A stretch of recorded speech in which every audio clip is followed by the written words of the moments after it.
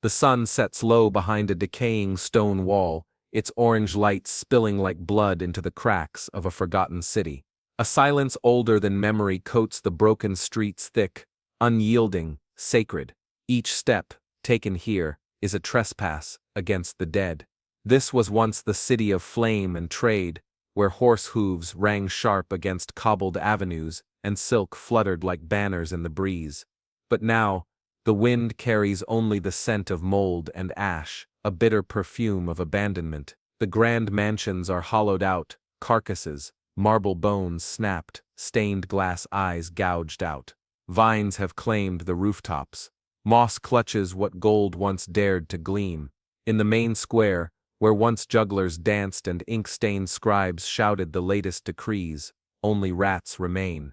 Their claws tap a hollow rhythm over cold stone, echoing in the bellies of monuments, long emptied of meaning. A broken fountain drips water that tastes of rust. No one has drunk from it in years, but it weeps still, and then movement. At the crumbling gates, silhouetted against the dying sun, a solitary figure appears. She is cloaked in ragged wool, the fabric sun-bleached and rain-broken, sewn together with the patience of grief. Her hands are scarred, her back slightly bent, but her eyes, those eyes carry the weight of memory like a crown of thorns. She does not knock. The city would not answer. She steps inside, boots crunching over fallen brick and shattered bone. Her fingers trail the walls, as if reading braille etched by time itself. These stones once held her ancestors' laughter, their arguments, their final screams. Her breath catches. Every corner holds a ghost, a baker's apron nailed to a door, a rusted sign of a jeweler's guild,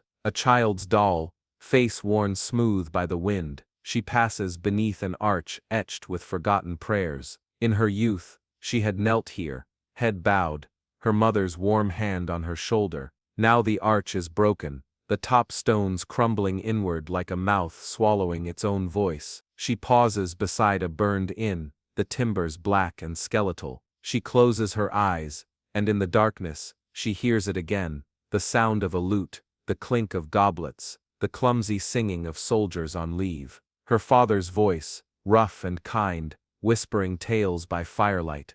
They are all gone now, gone in the fire, in the famine, in the plague that came like a whisper, and left like a scream. No trumpet signaled the end, no army breached the gates. The city rotted from within, like fruit left too long on the vine. She steps over a collapsed staircase, where ivy now grows like veins through the stone. At the heart of the city lies the chapel, once the jewel of the realm. The roof has caved in, and the stained glass saints lie shattered on the ground, their broken bodies cast in colored light. She enters, ash crunches underfoot. A single bench remains half burned. She kneels, her fingers grip the cold stone of the altar, its inscriptions half erased by time. She whispers names not loudly, but with reverence. Names that no longer live in any book. Names the wind barely remembers. Tears do not come. They were spent years ago. What remains is something a silence full of echoes,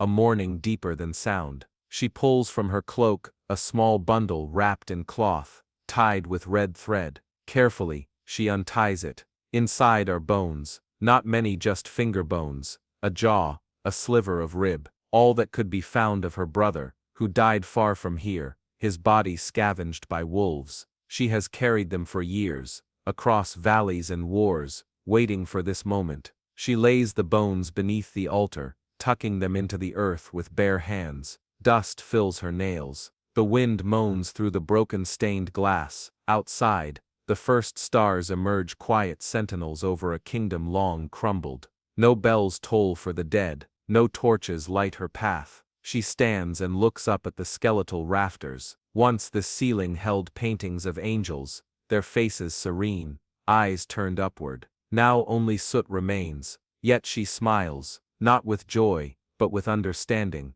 because something sacred still breathes here, however faintly. In the ruin, in the silence, in the stubborn roots that crack the stone open like old wounds. Life does not ask for permission to continue.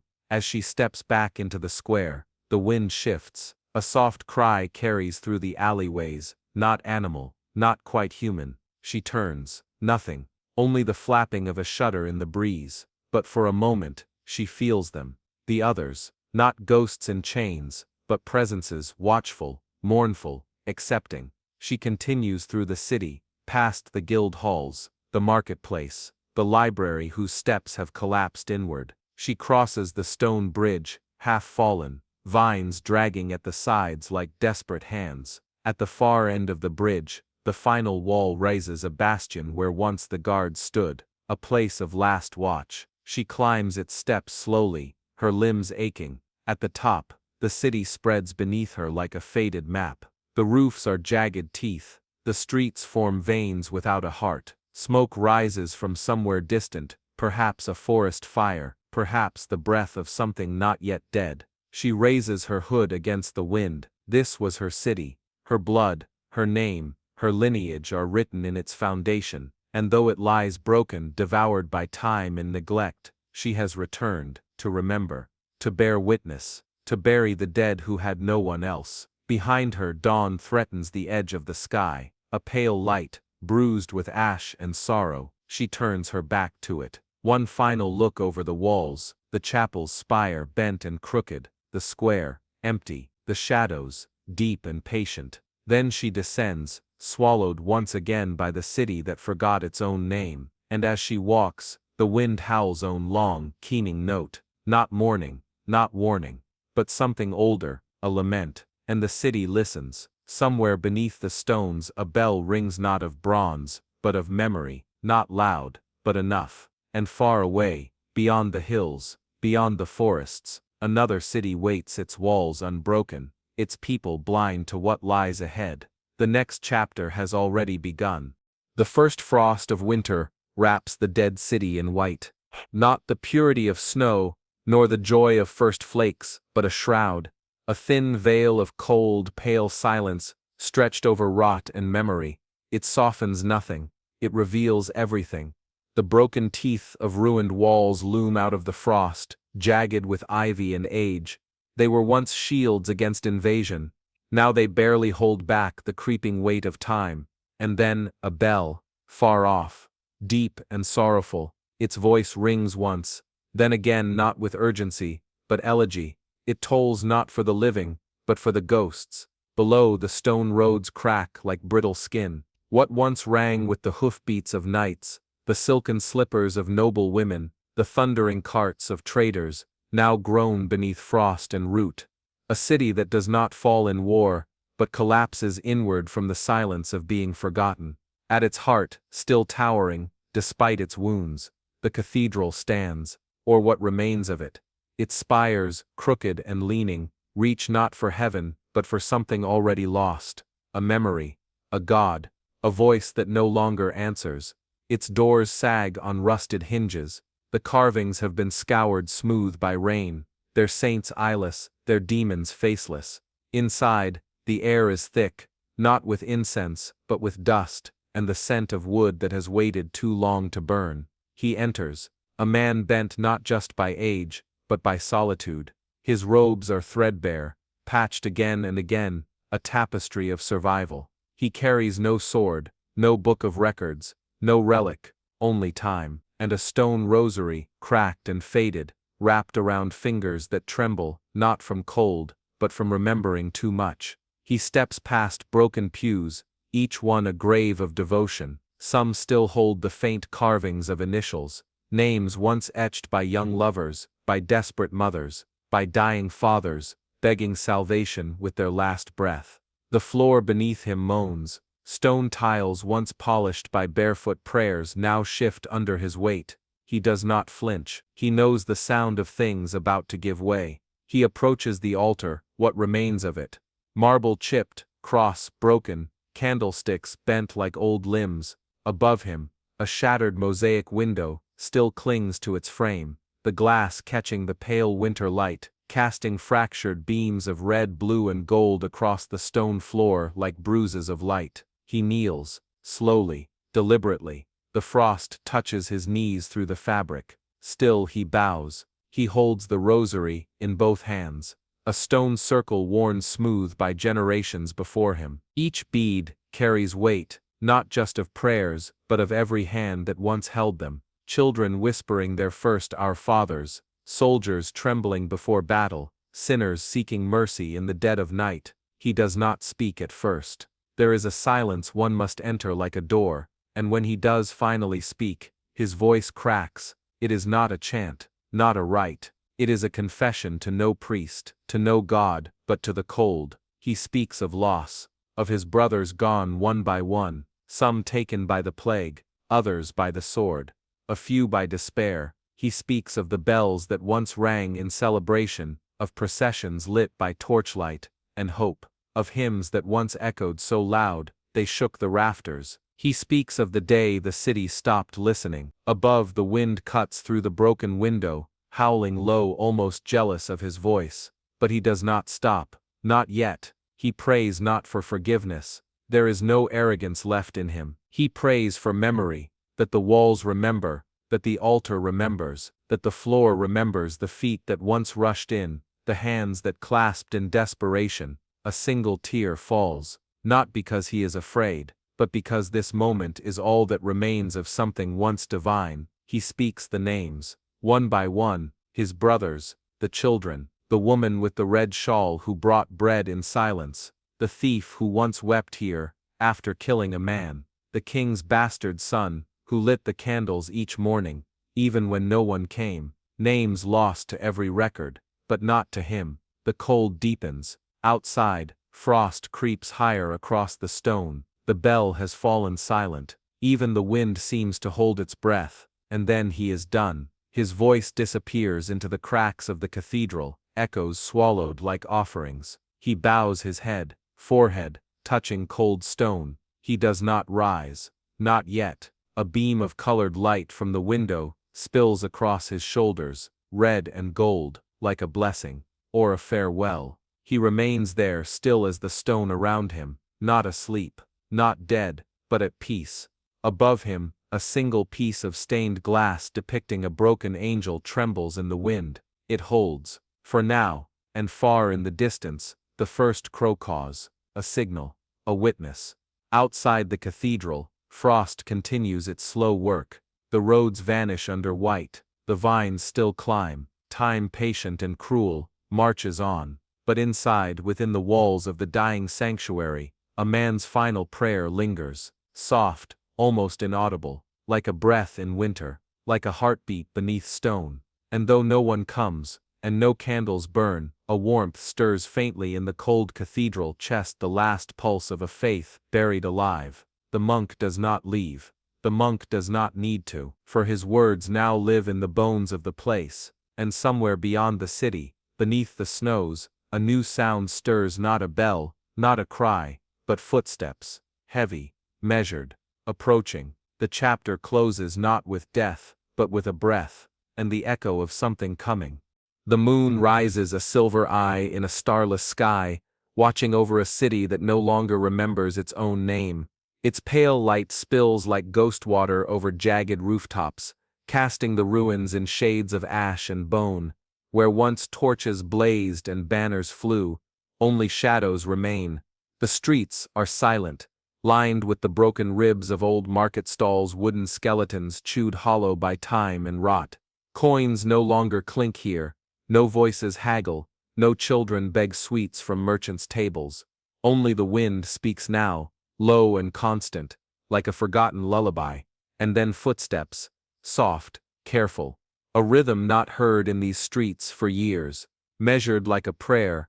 A woman walks beneath the moonlight, wrapped in furs that whisper of snowbound beasts and nights without fire. She is not of this city. Her presence is foreign, yet she moves as if summoned. Her face is half hidden beneath her hood, but her eyes, dark and wide, scan every ruined doorway, every cracked window, every collapsed stair. She is searching not for treasure, but for proof. Proof that it was real. She pauses before a faded wall, once painted with the emblems of guilds, now dust. A child's drawing, scratched into the stone with a piece of charcoal, barely remains a circle of figures holding hands. She stares at it, long, as if trying to remember a face she never knew. This city, once the jewel of a rising kingdom, had been alive with ambition, its halls sang with invention, its courts overflowed with foreign tongues and golden treaties.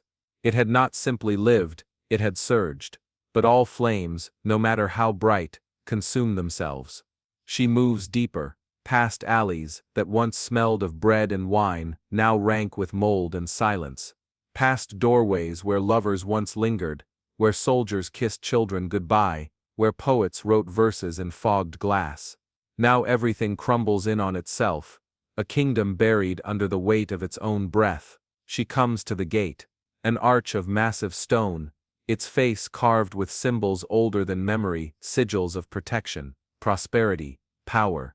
They were etched deep once, meant to defy erosion, but time is patient, and even sacred stone forgets its meaning.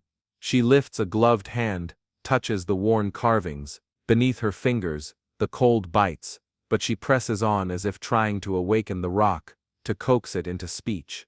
A flicker in her eyes, grief or awe, perhaps both. She passes beneath the gate, and steps into the old citadel square. Here, kings once addressed the people, crowds had gathered with garlands and music, cheering as voices echoed off the towering walls. Now the square lies empty, its fountain dry, its statues headless. She does not speak, some reverence cannot be named. A single leaf scrapes across the stone, chased by wind, its sound sharp in the silence, like a memory refusing to die. She follows a trail of rubble until she finds it, the great hall.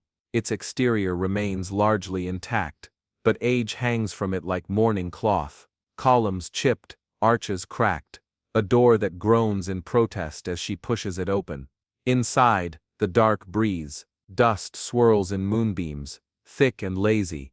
The walls are lined with decay tapestries now frayed beyond pattern, torches long extinguished.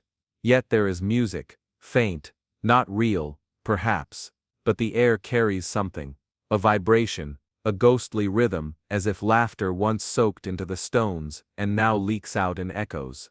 She steps forward, boots sinking slightly into the rotting carpet. Above her, the vaulted ceiling rises, a sky of stone cracked by neglect.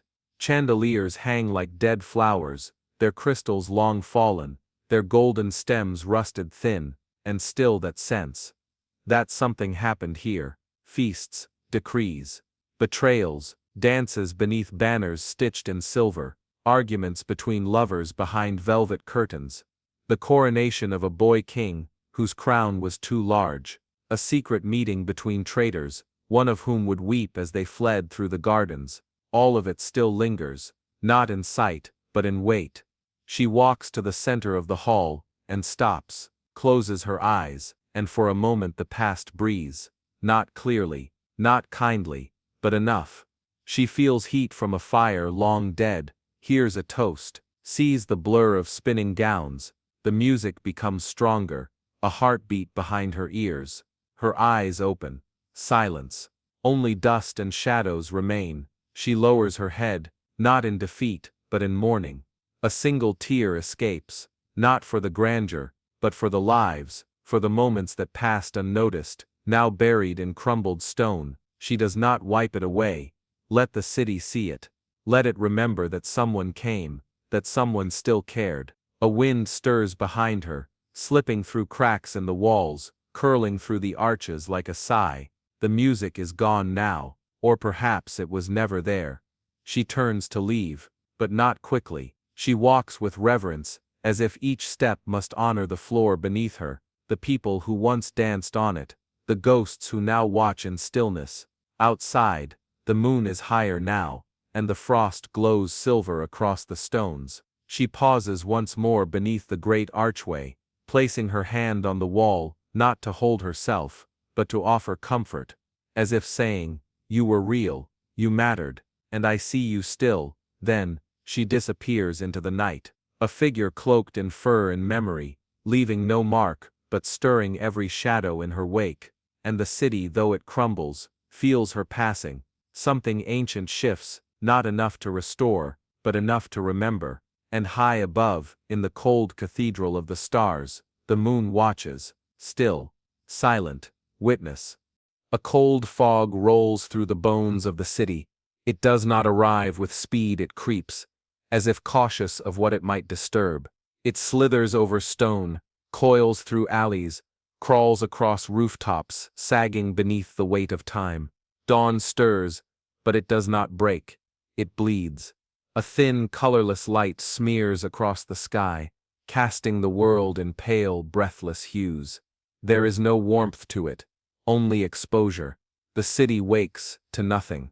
No vendors shout beneath striped canopies. No horses snort in crowded stables. No songs rise from the open windows of taverns. The silence is immense, not peaceful, but hollow. A stillness carved from abandonment. The market square, once a stage for the living, now stands bare. Stalls have collapsed into themselves, reduced to splinters and rusted nails. Stone benches wear blankets of moss. Statues of heroes cracked, faceless stare blindly into fog. But there at the edge of the square, a figure remains. An old man, bent not just by age, but by memory. He stands motionless, as if afraid his very breath might disturb the delicate shroud of silence. His hands are clasped in front of him, knotted with time, fingers curled around invisible weights. His eyes clouded, weary stare out across the emptiness. He has stood in this square 1,000 times before. He remembers its rhythm, the pounding of feet, the calls of tradesmen, the clatter of coins tumbling from eager hands. Once, he owned a stall near the well, a merchant of spices and fabrics from lands whose names now seem foreign, even to him. He knew the language of the marketplace, how to read a man by his walk, how to catch a lie in a single blink. He was prosperous. Not in gold, but in meaning. He knew every heartbeat of this place. Now it is a corpse, and he is its last mourner. The fog curls around his boots. He watches it cover the cobblestones like a burial sheet, and still he does not move, because to move would be to leave it, and he is not ready. His gaze turns eastward, toward the river, or what remains of it. Once it had sparkled under sunrise, a living artery through the city's chest. Children had played on its banks, lovers had walked its bridges, and boats had glided down its surface, like prayers made of wood and silk. Now it is a sluggish vein of brown, choked by decay. The scent of rot rises from it like a memory, best left buried. Still, he watches. Because it was once beautiful, and he had loved it. He closes his eyes, the fog deepens, and in the cold dark behind his lids, he hears them. Distant, but vivid. Children racing between stalls, their voices shrill and joyous. He hears the clink of coins again. Metal against wood, the joyful groan of overstuffed purses. He sees colors saffron, indigo, crimson blowing in sheets from the merchant's stalls. He smells the spices, feels the warmth of bread in his hands. He remembers the way his wife would tuck dried flowers behind his ear as she passed, laughing at his protests. He remembers the firelight in the taverns, how it danced across tankards and tired faces. How it melted the frost from his bones, all of it here, in this square, in the ghost of a morning long gone. A tear stirs at the corner of his eye. Not yet fallen, but present, his hands tighten. No one returns here anymore. No pilgrims, no seekers, no poets, only ghosts, and men like him. Men who refuse to forget. He steps forward, one pace, then another.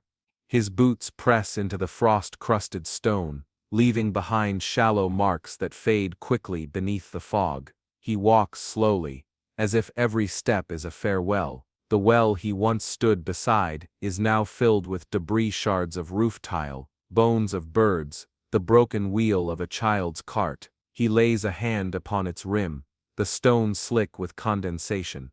He remembers the water's laughter, the way children leaned over to watch their faces ripple into myth. No reflections now, only stillness. He does not speak. There is nothing left to say. The city is not listening. Still he lingers, because silence deserves witnesses. Because a place dies truly only when it is forgotten. And though the world beyond these ruined walls has moved on, though kingdoms have risen and fallen again, though maps have redrawn borders and erased names he remembers. That is his final trade, memory. He turns at last from the well and casts a final glance across the square. The fog is lifting slightly, or perhaps it is simply rising higher, reaching toward the crumbling spires. The light of morning grows, but it brings no warmth.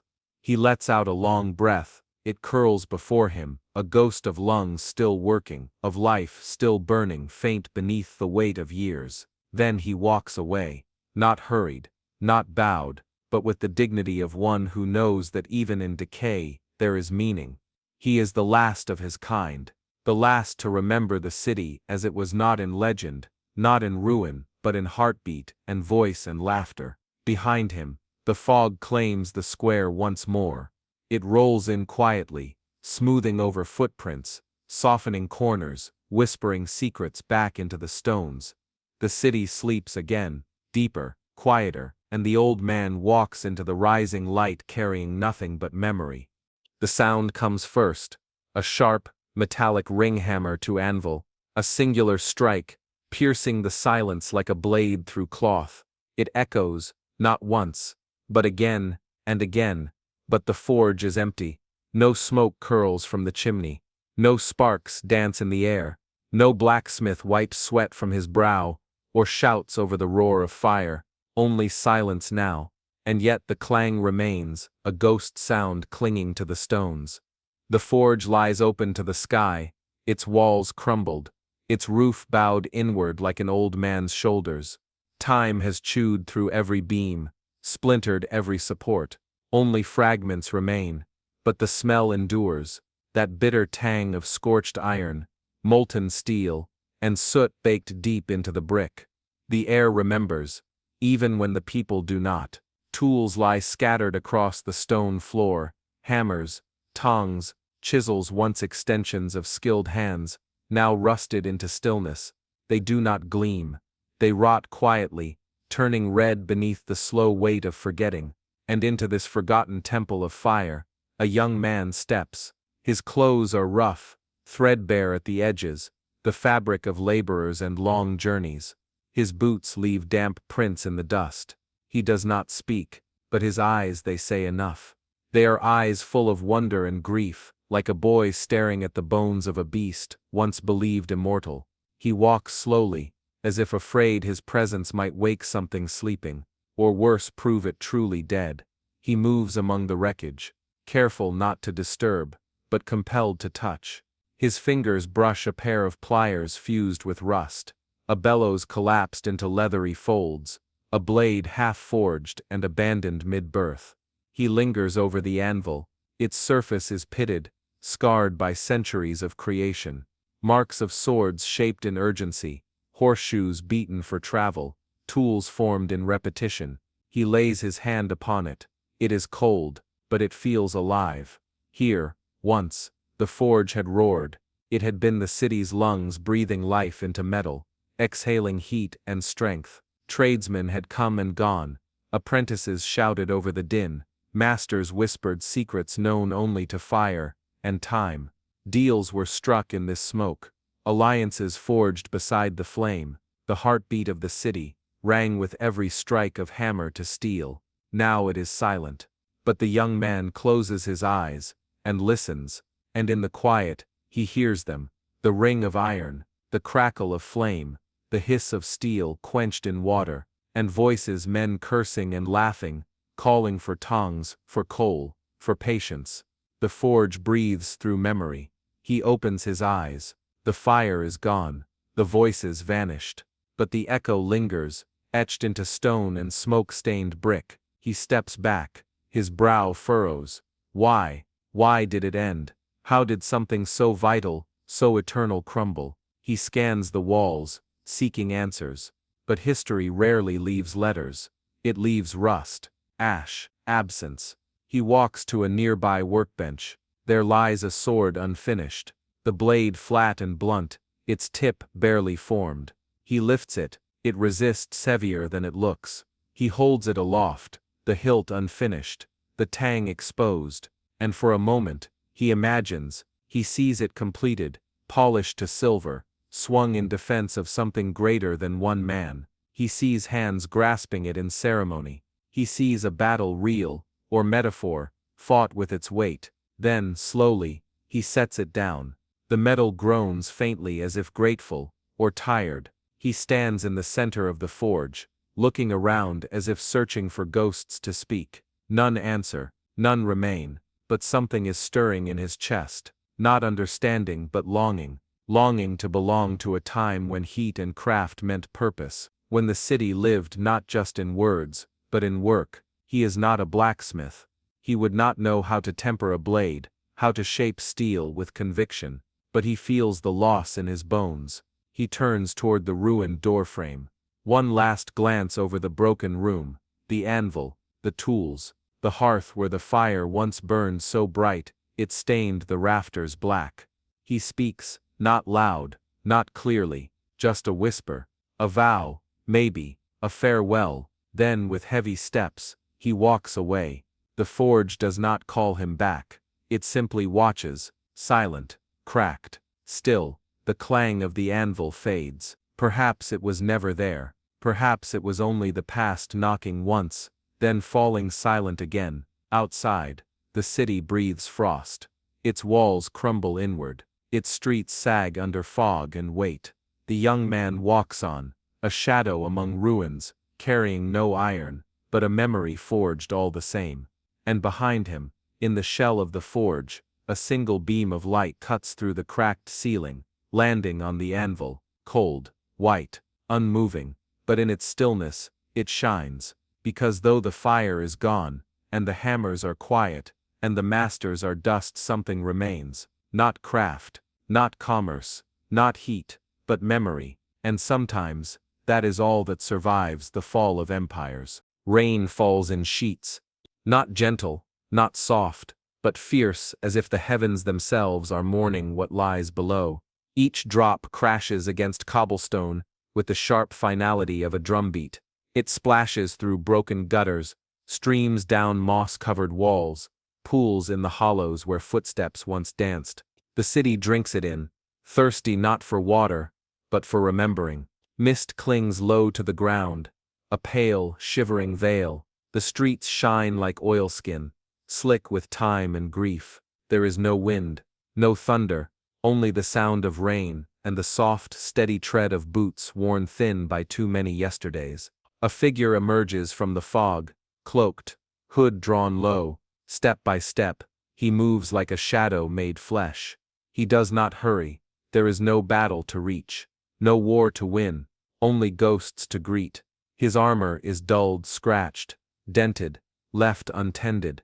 Once, it had been polished to mirror brightness, bearing the crest of a kingdom proud and fierce. Now the crest is faded, its edges chipped, its story nearly erased. He walks the empty lanes of what was once a warrior's city, a place where blades were forged, not for fear, but for honor. Here, the clang of steel once rang loud enough to shake birds from rooftops. Here, boys became men beneath banners that snapped in the sun.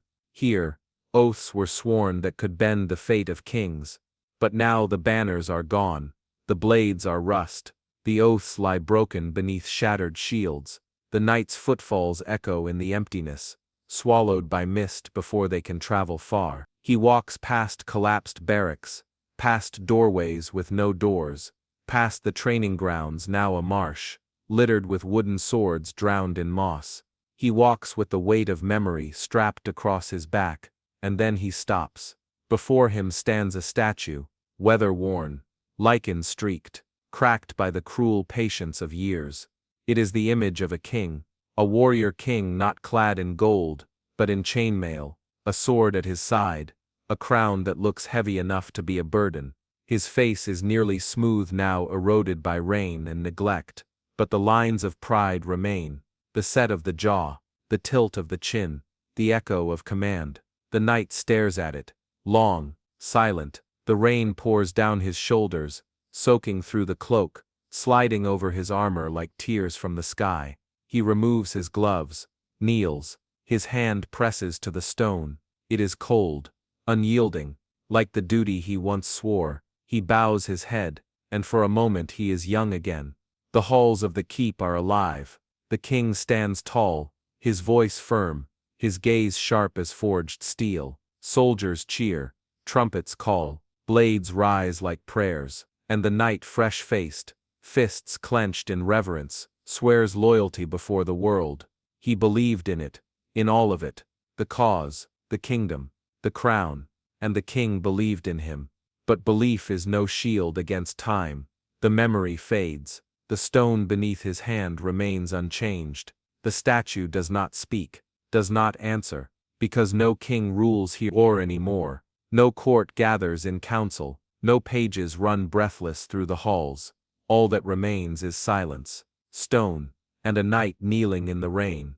He lifts his head. His face is older than it should be, lined not just with age, but with the weight of years without purpose. He stands slowly, his knees stiff with rust, his breath shallow. He looks one last time at the statue, and in the misted gaze of that broken monarch, he sees not strength, but sorrow. A monument not to glory, but to all that could not be saved. He turns, walks away. The statue watches him go, its stone eyes blind, its silence eternal. He moves through the city like a forgotten verse, rain dripping from his cloak, mud clinging to his boots. He passes the old training yard. The rack of wooden shields collapsed. A single spear leans crookedly against the wall, its tip snapped long ago. He does not stop. He does not need to. He carries it all with him. Every oath, every cry, every fallen brother buried in nameless graves. The city gave him purpose, and then took it away. Now he walks not as protector, not as soldier, not even as relic. He walks as memory, wrapped in rain, fading slowly. There is no one to greet him, no one to call his name, no hearth to warm his bones, but still he walks, because if he stops, then the city dies completely, and he cannot allow that. Not yet. He passes through an archway, where once guards stood watch, their spears gleaming in torchlight. Now only ivy guards the walls, only water watches. The rain eases slightly, the mist lifts, just enough to see the broken spires in the distance, their jagged edges piercing the low sky like splinters. He walks toward them, not because he believes salvation waits, but because remembering is its own kind of pilgrimage. Behind him, the statue stands, alone in the rain. It does not fall, it does not speak, but it endures, and perhaps that is enough. Snow falls like ash, slow, relentless, silent. It drapes the city in white, not as purity, but as surrender. Every rooftop, every stone, every broken arch disappears beneath its touch. The buildings wear their burial shrouds well. There is no sun, only a pale, indifferent sky, pressing down on the ruins like a closing book. The streets are empty, not newly so, but utterly, irrevocably. What remains is stillness, a silence so deep it drowns even thought. Only the wind moves now, weaving through alleyways like a ghost with nowhere left to haunt, and in that silence, a figure walks. She is young, but not untouched. Her eyes are old, her shoulders slope beneath unseen burdens, her breath fogs in small, shallow puffs, as she walks without urgency, boots sinking into snow that rises to her calves. She leaves a trail behind her, prints pressed into the whiteness, but they vanish, quickly swallowed by the flurries. The city does not want to be remembered. She was born here, not in these ruins, but in the city that came before them. She remembers the bells, not as dreams but as sounds that once shook the air. The market had been alive. Children had screamed with laughter beneath bright banners. Bakers had filled the air with the scent of warm bread and clove. Every morning, the streets had sung, but that was another lifetime, another world. Now she walks past homes that sag inward, timber exposed like bone, windows shattered, doors hanging open like mouths that forgot how to speak. She stops before one, her childhood home, or what remains of it. She does not enter. There is no roof, no hearth, no memory strong enough to fill that space, only snow and silence. She presses onward, up the narrow incline that leads to the old church. The road here was once swept clean for festivals, flowers strewn in spring, torches lining the edges in winter. Now it is buried. Erased, she reaches the church, or what little of it still stands. The bell tower has collapsed inward, its once proud spire now a jagged pile of stone. The great doors are gone. Only one remains, hanging by a single rusted hinge, moaning in protest when the wind pushes too hard. She steps inside.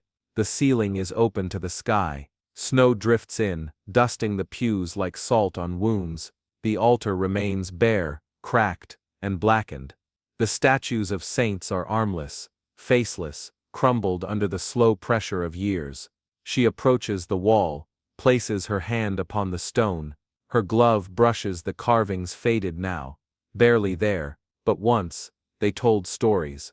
The rise of a city, the founding of its court, the wars, the victories, the miracles. Now only fragments remain. A crown, a sword, a tear. She closes her eyes, and the church is full again. Music soars to the rafters.